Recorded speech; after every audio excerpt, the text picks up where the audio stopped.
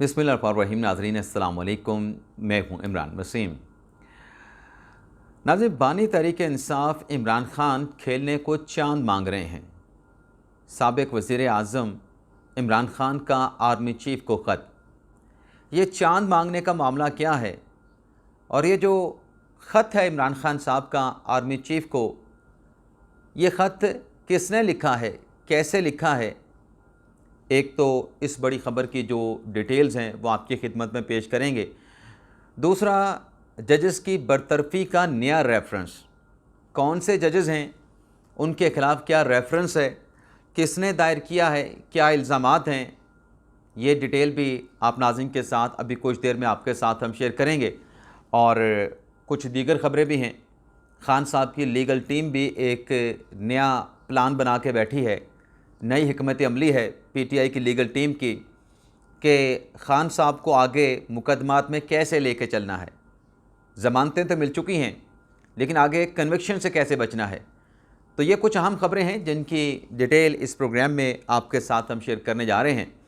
लेकिन प्रोग्राम का आगाज़ करने से पहले उन दोस्तों से दरख्वास्त करेंगे जिनकी तरफ से अभी तक हमारे चैनल को सब्सक्राइब नहीं किया गया, दरख्वास्त होगी कि चैनल को सब्सक्राइब कर लें, बेल आइकॉन का बटन भी प्रेस करें, और अगर आपको हमारी वीडियो पसंद आती है तो इसको लाइक भी करें और इसे अपने दोस्तों के साथ शेयर भी करें। नाज़रीन, इस प्रोग्राम में जो ख़बरें आपके साथ मैं शेयर करने जा रहा हूँ, उन ख़बरों पर आने से पहले हिफ्ज़े मा तक़द्दम के तौर पे, किसी लालच की बुनियाद पे नहीं, एक अहम डेवलपमेंट नाज़रीन हो रही है, इस वक्त अंडर प्रोसेस है। अगर वो डेवलपमेंट हो जाती है तो ये इमरान खान और बानी तहरीक इंसाफ इमरान खान के लिए एक बहुत बड़ा झटका होगी। कुछ लोगों का घेरा तंग हो जाएगा। लेकिन अभी मैं ख़बर आपके साथ शेयर इसलिए नहीं कर सकता कि ये अंडर प्रोसेस है। तो माज़रत के साथ कुछ दोस्त मेरी इस इंटरमेशन को, क्योंकि हो सकता है कि जब मेरा ये प्रोग्राम पब्लिक हो जाए तो वो डेवलपमेंट हो चुकी हो, बड़ी अहम डेवलपमेंट है, तो इसलिए मैं उसका वीडियो के आगाज़ में सिर्फ तज़किरा, एक हिंट छोड़ रहा हूँ। लेकिन इसकी डिटेल कल सुबह के व्लॉग में आपके साथ मैं ज़रूर शेयर करूँगा। अगर तो डेवलपमेंट हो गई, और अगर ना हुई तो जो अंडर प्रोसेस चीज़ें चल रही हैं वो डिटेल आपकी खिदमत में पेश करूँगा। तो अब चलते हैं नाज़रीन, जो हमारे प्रोग्राम की जो ख़बरें हैं। नाज़रीन, खान साहब ये चाहते हैं कि वो बेशक कन्विक्टेड तो हैं, सज़ा याफ्ता तो हैं, लेकिन उनसे पूछा ना जाए, बिला रोक टोक उन्हें वो जो भी करना चाहते हैं, चाहे जेल के अंदर हैं चाहे जेल के बाहर हैं तो वो जेल के अंदर, तो जेल के अंदर हैं, उनसे कुछ पूछा ना जाए, बिला रोक टोक उन्हें सब करने की इजाज़त होनी चाहिए। लेकिन उस पर कदगन लगाई पंजाब हुकूमत ने, जेल सुपरिटेंडेंट ने, कि खान साहब सेक्शन 265 आपको इस बात की इजाज़त नहीं देता, आप उसकी बार बार खिलाफ वर्जी कर रहे हैं। यानी जेल मैनुअल का नाज़रीन सेक्शन 265 में पहले भी आपके साथ शेयर कर चुका हूँ। वो ये कहता है कि आप जो कन्विक्टेड पर्सन है वो जेल में बैठ के सियासी गुफ्तगू, सियासी मुलाकातें नहीं कर सकता। तो ये जब खान साहब को बताया गया कि आप उस सेक्शन 245 की खिलाफ वर्जी कर रहे हैं, तो शेर अफजल मरवत ने इस्लामाबाद हाई कोर्ट में एक पटिशन दायर की। अच्छा, बड़ी तवक्कुआत थी उस पटिशन से शेर अफजल मरवत साहब की, तहरीक इंसाफ की, इमरान खान साहब की, कि ये जो सेक्शन है, सेक्शन 265 जेल मैनुअल का, ये सेटिसाइड हो जाएगा। उस पर नाज़रीन ये हुआ कि पंजाब हुकूमत ने एक एतराज़ फाइल कर दिया। पंजाब हुकूमत ने नहीं, जो इस्लामाबाद के एडवोकेट जनरल हैं उनकी तरफ से एतराज़ फाइल किया गया कि ये पंजाब का कानून है, पंजाब की जेल है और पंजाब की जेलों के जेल मैनुअल्स हैं। ये केस इस्लामाबाद हाई कोर्ट में ज़ेर समात नहीं आ सकता। इस्लामाबाद के जो कैदी हैं वो अडियाला जेल में रखे तो जा सकते हैं, लेकिन अगर आपने पंजाब का कानून, जेल मैनुअल, उसका जायज़ा लेना है तो आपका फ़ोरम नहीं बनता, ये high court, Lahore high court का फ़ोरम बनता है। तो इस केस की आज समाअत हुई और जो जस्टिस सरदार इसाक खान साहब हैं, इजाज़ इसाक साहब, उन्होंने जब ये नुक्ता रखा मरवत साहब के सामने, शेर अफजल मरवत के सामने, तो मरवत साहब चकरा गए। मरवत साहब को जज साहब ने कहा कि एडवोकेट जनरल ने एतराज़ उठा दिया है कि ये पंजाब का कानून है, हम इसमें मदाखलत ना करें, यह दरख्वास्त नाकाबिल समाअत है, ये लाहौर हाई कोर्ट में काबिल समाअत हो सकती है। तो मरवत साहब ने कहा कि चलें, आप दरख्वास्त के काबिल समाअत होने का मामला छोड़ दें, दायरा अख्तियार तो इस्लामाबाद हाई कोर्ट का बनता है, कैदी इस्लामाबाद का है, इस्लामाबाद की अदालत से इमरान खान साहब को सज़ा हुई है और उनको अडयाला जेल में रखा गया है, तो कैदी आपका है, आपकी अदालती जुरिस्डिक्शन बनती है। लेकिन जज साहब ने कहा कि मरवत साहब एतराज़ पे दलाइल दें। एतराज़ यह है कि दरख्वास्त नाकाबिल समात है, पहले दरख्वास्त के काबिल समात होने का फ़ैसला होगा। जब ये फ़ैसला होगा फिर इससे अगर हम आगे बढ़ जाते हैं तो फिर दायरा अख्तियार की बात आएगी। अभी दायरा अख्तियार से हम बहुत पहले खड़े हैं। लेकिन मरवत साहब बज़िद थे, तो जज साहब ने मरवत साहब से कहा कि एक सवाल आपके सामने आ गया है कि पंजाब का कानून, उसका हम कैसे जायज़ा लें। आइंदा समात पे आप इस नुक्ते के ऊपर दलाइल देंगे।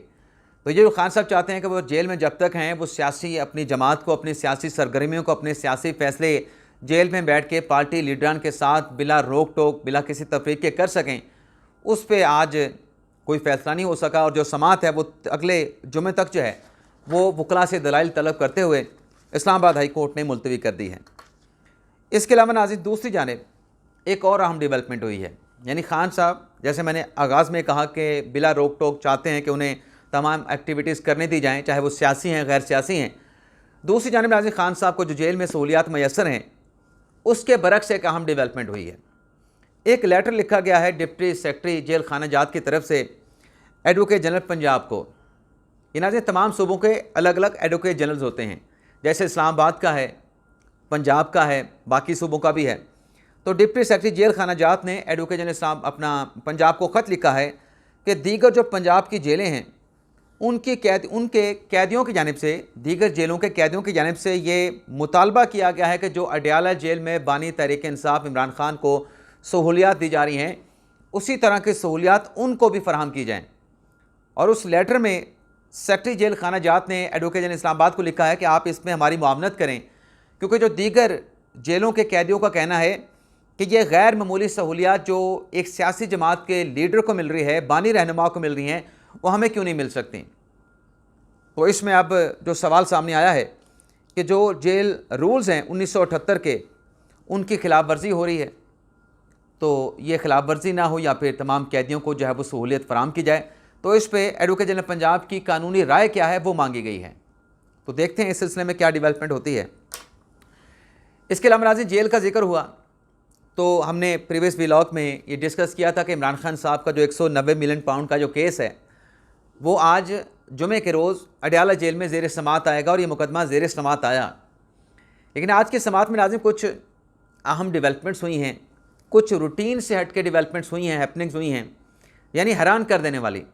और वो हैरानगी की बात नाज़रीन क्यों है, या हैरानी की बात क्यों है, वो ये है कि इस केस में नाज़रीन जो 190 मिलियन पाउंड का केस है, इमरान खान साहब एक्यूज़ हैं, बुशरा बीबी साहबा एक्यूज़ हैं, दोनों की ज़मानत हो गई है। और प्रोसिक्यूटर ने, नैब के प्रोसिक्यूटर ने इस्लामाबाद हाई कोर्ट से ये कहा था कि ये जो ट्रायल है कंक्लूड होने के करीब है, तो आप ज़मानत ना दें, आप ट्रायल जल्द कंक्लूड करने की ऑब्जर्वेशन दे दें। लेकिन हाई कोर्ट ने कहा कि जब इन्वेस्टिगेशन मुकम्मल हो चुकी है, ट्रायल कंक्लूड होने के करीब है, तो फिर दोनों को जेल में रख के क्या करना है, आप फैसला कर दें। अब ज़मानत हो चुकी है और इस ज़मानत के बाद, बुशरा बीबी इमरान खान साहब की ज़मानत के बाद, खान साहब की लीगल टीम की नई हिकमत अमली सामने आई है। वो ये है कि इस ट्रायल को अब आगे नहीं बढ़ने देना। आज अडयाला जेल में इस केस की समाअत के दौरान ये हुआ कि बुशरा बीबी साहबा बड़े गुस्से से कमरा अदालत में दाखिल हुई और वो खान साहब के साथ बैठने के बजाय, खान साहब की बहनों के साथ बैठने के बजाय कमरा अदालत में अलग थलग बैठ गई। और फिर कुछ देर के बाद वो रोस्टम पे गई, बुशरा बीबी साहबा और जज साहब जो कि नासिर जवेद राना साहब हैं, एहतसाब अदालत के नए जज हैं, इससे पहले जज बशीर साहब इस केस को चला रहे थे। उन्होंने जाके जज साहब पे बुशरा बीबी साहबा ने अदम एतमाद का इजहार कर दिया और जज साहब को मुखातिब करके कहा कि सज़ा देनी है तो दे दें, मैं किसी से नहीं डरती, ना मैं कहती हूँ मेरे साथ नाइंसाफ़ी की जा रही है, मैं तो नाइंसाफ़ियों का शिकार हूँ। और फिर बुशरा बीबी साहब ने कहा कि इससे पहले जिन जजेस ने केस सुना, मेरा उन पर भी एतमाद नहीं था, मेरा आप पे भी एतमाद नहीं है, मैं आप पे ट्रस्ट नहीं करती, आप बायस्ड हैं, आप मेरे खिलाफ फैसला देंगे। तो बुशरा बीबी साहब जब बात कर रहे थे तो खान साहब भी उनके साथ जाके रोस्टम पे खड़े हो गए और बुशरा बीबी साहब ये बात करके गुस्से से रोस्टम से नीचे उतर के फिर अलग थलग जाके बैठ गई। खान साहब उनके साथ जाके बैठे। बुशरा बीबी साहबा ने जेल की इंतज़ामिया से कहा जो वहाँ पे मौजूद थे कि आप मेरी बेटियों के साथ जो कि अडयाला जेल में आई थी अपनी वालदा के साथ मुलाकात करने के लिए, कि आप अलग से मेरी उनसे मुलाकात का जो है वो इंतज़ाम करें। यानी वो अलग से बेटियों के साथ मुलाकात करना चाह रही थी, और जो एक कॉर्नर है मुलाकात का इमरान खान साहब का, वहाँ पे खान साहब ने बुशरा बीबी साहबा को ले जाने की कोशिश की। वहाँ पर भी उस मुलाकात वाले कॉर्नर में भी बुशरा बीबी इमरान खान साहब के साथ नहीं गई, फिर अपनी बेटियों के साथ मुलाकात की। और फिर ये जो केस था, 3 बार इस केस की समाअत में वफ़ा किया गया, जो अदम एतमाद किया बुशरा बीबी साहबा ने। जज साहब ये कह रहे थे कि आप ऐसा ना करें, मैंने आपके खिलाफ कोई ऑर्डर पास नहीं किया, बताएं आपकी जितनी एप्लीकेशन है कौन सी दरख्वास्त को एक्सेप्ट नहीं किया, तो आप ऐसा ना करें, यह मुनासिब नहीं है। लेकिन बुशरा बीबी साहबा नहीं मान रही थी। और फिर 3 से 4 बार जब खान साहब की लीगल टीम ने और इमरान खान साहब ने जाकर बुशरा बीबी साहबा से बात की, तो फिर ये अदम एतमाद की जो दरख्वास्त थी जज साहब पे, नासिर जावेद राना साहब पे, वो वापस ले ली गई। और फिर दरख्वास्त की नाज़िम वकला ने कि आप इस केस की जो समाअत है उसे 15 दिन तक मुलतवी कर दें, 15 दिन तक इस केस की समाअत ना करें। तो जज साहब ने, नासिर जावेद राना साहब ने इस केस की जो समाअत है, क्योंकि ट्रायल ऑलमोस्ट कंप्लीट हो चुका है, 5 से 6 गवाहों का बयान होना है और कुछ गवाहों पे जेरा बाकी रह चुकी है। फिर इमरान खान साहब और बुशरा बीबी साहबा के सेक्शन 342 के बयानात होंगे, फिर उसके बाद वकला के दलाइल होंगे और अदालत अपना फैसला सुना देगी। तो वकला ने कहा खान साहब की लीगल टीम ने कि 15 दिन के लिए मुलतवी करें। जज साहब ने 22 मई तक इस केस की समाअत को मुलतवी कर दिया। लेकिन इस ज़मानत होने के बाद नाज़ी, ये जो आज अदालती कार्रवाई में देखा गया कि आपको ज़मानत मिल गई हाई कोर्ट से, अब इस केस का जब तक फैसला नहीं होता, इस केस के हद तक तो आपको गिरफ्तार नहीं कर सकते। साइफर में खान साहब की अपीलें आलमोस्ट मैच्योर हो चुकी हैं, प्रोसिक्यूटर के दलाइल मुकम्मल होने के करीब हैं। तो लगता है ऐसे है कि खान साहब की लीगल टीम अब इस केस में ज़मानत मिलने के बाद उसकी प्लानिंग ये है, हिकमत अमली ये है कि हमने इस केस को प्रोलॉन्ग करना है, इस केस को लंबा खींचना। ये मेरी एक असेसमेंट है, मेरी कोई इन्फॉर्मेशन नहीं है कि जितना लंबा खींचेंगे खान साहब को सज़ा नहीं होगी, दीगर केसेस में खान साहब की रिहाई हो जाएगी। तो फिर इस केस में सदा के बाद खान साहब की गिरफ्तारी या खान साहब के खिलाफ फैसला जब हम प्रोलॉन्ग करेंगे वो लंबा हो जाएगा। तो फिर मामला हो सकते हैं कि इस दौरान कोई बेहतरी हो जाए और फिर गिरफ्तारियों का मामला टल जाए। तो ये एक कोशिश तहरीक इंसाफ इमरान खान साहब की लीगल टीम की तरफ से की गई। लेकिन जज साहब ने जो दरख्वास्त थी कि 15 दिन तक मुलतवी कर दें, वो नहीं मानी और 22 मई तक इस केस की समाअत को मुलतवी कर दिया। अभी केस में नाज़रीन, अब आप देखें कि खान साहब 5 मरतबा बेचैनी के साथ उठते हैं, कभी अपनी हमशीरा के पास जाते हैं, कभी अपनी अहलिया के पास जाते हैं, कभी रोस्टम पे आते हैं। और वहाँ जो साफ़ी कवर कर रहे थे सारे केस को, उनका ये कहना है, उनका ये दावा कि खान साहब बड़े परेशान दिखाई दिए, मुख्तलिफ़ औकात पे अपनी सीट्स पे उठ पे, कभी बहनों के साथ, कभी बुशरा बीबी के साथ सरगोशियाँ करना। तो ये सब कुछ चलता रहा। फिर इस केस की समाअत के बाद नाज़रीन खान साहब ने गुफ्तगू की सहाफ़ियों के साथ, जैसा कि होती है अक्सर खान साहब अपनी बात करते हैं। तो उस गुफ्तगू में नाज़रीन खान साहब ने कुछ चीज़ें ऐसी की हैं, कुछ इंकिशाफ़ात किए हैं, कुछ ख़बरें दी हैं और कुछ नए तज़ाद उनके सामने आए हैं। एक तो इमरान खान साहब ने कहा कि मैं जो आर्मी चीफ़ को ख़त लिखूँगा, वो ख़त जो है मैं ख़ुद नहीं लिख रहा, मैंने वकला से कह दिया है, वकला ये ख़त लिखेंगे, मुझे दिखाएंगे, मैंने डिक्टेट करवा दिया है, फिर मैं वो ख़त जो है वो आर्मी चीफ़ को भिजवा दूँगा। अच्छा, उस ख़त में क्या होगा, ये सहाफ़ियों ने पूछा। तो उस पर इमरान खान साहब ने कहा कि उस ख़त में मैं कश्मीर पे बात करूँगा, मुल्क के हालात किस जानिब जा रहे हैं उस पर बात करूँगा, और मैं ये कहूँगा कि मुल्क के अवाम और जो सियासी जमातें और जो फ़ौज है वो बैठें और सारे मामलात को देखें। ये खान साहब ने बात की कि अवाम और फ़ौज कोई उसमें बदएतमादी वाली चीज़ नहीं होनी चाहिए। फिर वो कहते हैं कि झूठ को बचाने के लिए अदलिया और मीडिया पे दबाव डाला जा रहा है। चलें, खान साहब ने स्टेटमेंट दे दिया। ये जो खान साहब के अपने पीटीआई के लोग अदलिया के ख़िलाफ़, आमिर फ़ारूक साहब के ख़िलाफ़, चीफ जस्टिस के ख़िलाफ़ बयान देते हैं, ख़ास तौर पे रऊफ़ हसन साहब, वो कौन सा झूठ छुपाने के लिए काजी फ़ाइसा को टारगेट करते हैं, आमिर फ़ारूक को टारगेट करते हैं, इसका खान साहब से सवाल किया जाए तो जवाब नहीं आता। खान साहब फिर आगे निकल जाते हैं कि आपने किस तरीके का सवाल कर लिया, तो लिहाजा खामोशी से निकल जाओ। फिर खान साहब ने कहा कि गवर्नर KPK जो है वो अली मीन गंडापुर पे जो है वो ज़ाती हमले कर रहा है। अब गवर्नर KPK ज़ाती हमले कर रहा है, अली मीन गंडापुर कुछ नहीं कर रहा है। ये नहीं खान साहब ने बताया कि वो क्या कर रहे हैं कि खैबर पख्तूनख्वा हाउस में जो उसका ब्लॉक था गवर्नर साहब का, वो ख़त्म कर दिया अली मीन गंडापुर साहब ने। माजी में ऐसी मिसाल जब से मैं सहाफ़त में हूँ मैंने कभी ना सुनी ना देखी है। तो ये खान साहब क्यों जिक्र करेंगे? क्योंकि आपके अपने लाडले चीफ मिनिस्टर ने गवर्नर पे हमला किया है, गवर्नर के ब्लॉक पे हमला किया है, और फिर कहते हैं कि चीफ जस्टिस दबंग आदमी है। यानी पार्टी चीफ जस्टिस को टारगेट करे और इमरान खान साहब कहते हैं कि चीफ जस्टिस दबंग आदमी है, किसकी बात माने जी? और फिर वो कहते हैं इमरान खान साहब कि मैं बड़ा बेचैन था बात करने के लिए, जो पेशी थी नैब तरमीम के केस में, लेकिन मुझे बात करने का मौका नहीं दिया गया। आइंदा समाअत पे मुझे बात करने का मौका मिलेगा। और साथ में कहते हैं कि मुझे उम्मीद है कि आइंदा तारीख पर इस केस की जो समाअत है उसको लाइव किया जाएगा, यानी सुप्रीम कोर्ट में जो समाअत है वो लाइव की जाएगी। और फिर खान साहब से पूछा कि वो बुशरा बीबी साहब ने खून के नमूने क्यों नहीं दिए? तो खान साहब कहते हैं कि हमने कहा था कि खून के 2 नमूने लिए जाएँ, एक शौकत खाना में भेजा जाए और एक सरकारी हॉस्पिटल में भेजा जाए। लेकिन मेडिकल टीम ने डॉक्टर फैसल ने भी समझाया, मेडिकल टीम ने भी समझाया कि ऐसा होता नहीं है। जो रियासत का मुल्ज़म है, कन्विक्टेड है, उसके प्राइवेट हॉस्पिटल में नमूने नहीं भेजे जाते, लेकिन आपके डॉक्टर की निगरानी में हम सब कुछ नमूने लेने के लिए तैयार हैं। तो बुशरा बीबी साहबा ने इस वजह से खून के नमूने देने से इनकार कर दिया। और उसका खान साहब ने जवाब ये पेश किया कि जब मैंने प्राइवेट अपने इनको दिए थे पहले नमूने सरकारी मेडिकल को टीम को, तो उसमें से मेरे जिस्म से शराब निकाल दी गई थी, ड्रग्स निकाल दी गई थी।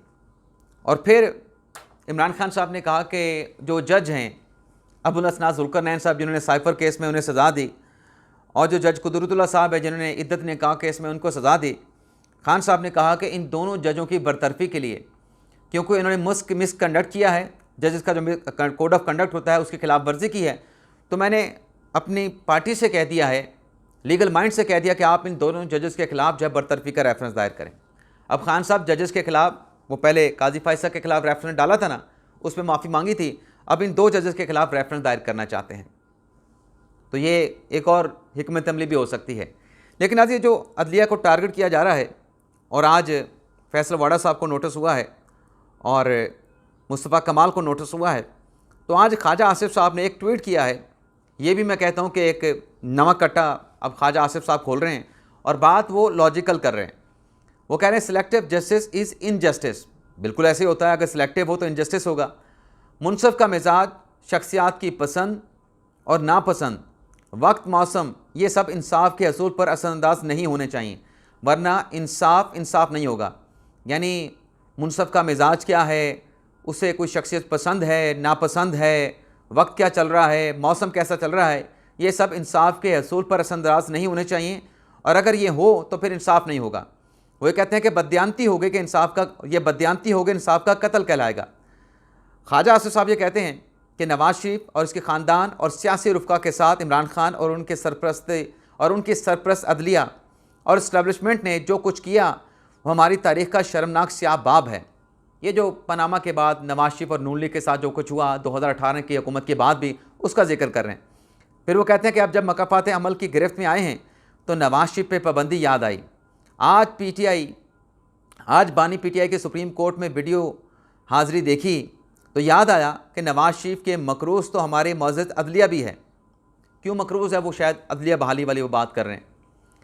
फिर वो कहते हैं ख्वाजा आसिफ साहब कि इमरान खान के हकूक़ याद रखने वाले आदिल व मुनसिफ़ों को अदलिया के माजी के मज़ालिम का अजाला भी करना चाहिए। अब वो कह रहे हैं कि जो कहते हैं कि इमरान खान साहब के बुनियादी हकूक़ हैं, तो नवाज शरीफ के साथ माजी में या हमारे साथ जो नाइंसाफ़ी होती रही, उनका अजाला कैसे करना है, वो भी फिर मुनसिफ़ों को और आदिल और मुनसिफ़ों को याद रखना चाहिए। तो बहुत चीज़ें चल रही हैं नाज़रीन, और यूँ समझें कि टेम्परेचर काफ़ी हाई है और उसको नीचे लाने की कोशिश की जा रही है। कौन नीचे ला रहा है, चलें ये भी आपको सुबह के वीलॉग में बता देंगे। तो ये था नाज़रीन हमारा आज का वीलॉग। लेकिन जाते जाते नाज़रीन, जो फवाद चौधरी साहब आज एक जीआईटी में पेश हुए हैं तोड़फोड़ के मुकदमे में, लाहौर की एटीसी की अदालत में, अपना जीआईटी में, तो जीआईटी के आज अरकान मुकम्मल नहीं थे, तो फवाद चौधरी को, जो जीआईटी है जो लाहौर में तोड़फोड़ के मुकदमे की इंक्वायरी कर रही है, फवाद चौधरी साहब को दोबारा बुला लिया है। इसके अलावा नाज़रीन, जिना हाउस हमला केस में आज पीटीआई के जो खातून रहनुमा हैं यास्मीन राशिद साहबा और जो साबिक गवर्नर हैं उमर सरफराज चीमा साहब, उनकी ज़मानत को जो है एक्सेप्ट कर लिया गया है। एटीसी अदालत के जो जज हैं अरशद जवेद साहब, उन्होंने दोनों पीटीआई के रहनुमाओं की जो ज़मानत है वो मंजूर की है। तो ये था नाज़रीन आज का हमारा व्लॉग। आपसे इजाज़त चाहते हैं। अल्लाह ताला हम सब का हामी नासर हो। अपनी दुआओं में याद रखिएगा। अल्लाह हाफिज़।